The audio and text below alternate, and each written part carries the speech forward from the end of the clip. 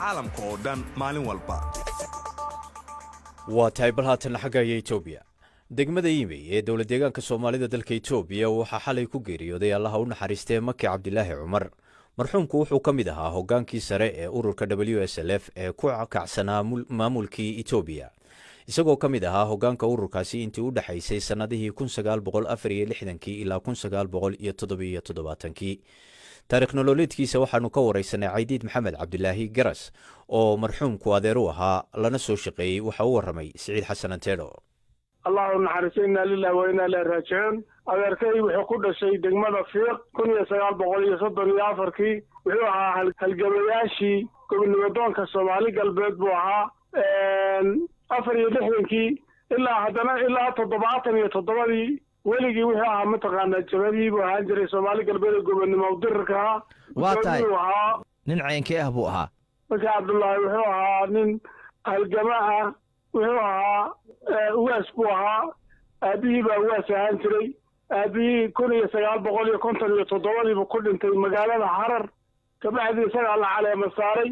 1960 baa la caleema saaray 1964 wuxuu ahaa raggii hubka qaaday dagaalamayay markii wuxuu ahaa nin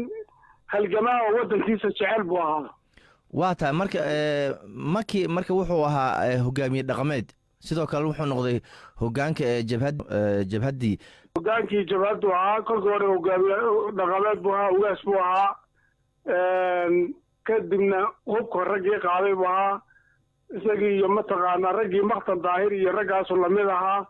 marka ayaan xadiis iyo Maqtan Daahir iyo salaadiintii waaweynada gobolkan buu ka mid ahaa marka raggii hubka qaaday buu ahaa ilaa 64 ilaa 77 ilaa 91 weligii qorigiisa ma dhigin ilaa waqtiga uu dhow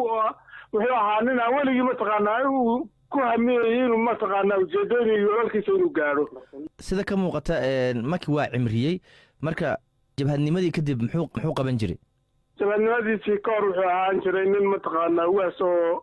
odayaasha dhaqanka nabadoonnada ah sida la socoto gobolkan kale odayaashooda dhaqanka dawladihii hore Xayla Salaasi iyo mililkii ayaa waxay caleema saali jireen marka wuxuu ahaa gobolkan Fiiq degmada Fiiq buu ugaas ka ahaa ragii mushaarka qaadan jiray xafiisyada shaqaalaha dawladda xilliga abu ahaa inta uu bixin oo ka qaadin markii uu ka howlgabay jabhadnimada muxuu hadda qaban jiray hadda wuxuu ahaa mataqaanaa kolley daab hadda iska ahaa nin waayeel ah laakiin nin aan weligii mowqifkiisa ka tanaasulin oo mataqaanaa ururka WSLF weligii kamid ah buu ahaa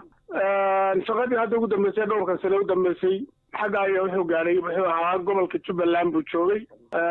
halkaasuu joogay marka adigu laakiin nin aan weligii ka tanaasulin baa yoolkiisii u horeeyay inuu gaaray oo hubka u qaaday inuu mataqaanaa u dagaalamo dadka kale cadaadiska la dagaalamo waa tahay imise sano ayuu hogaaminayay jabhadda 64 ilaa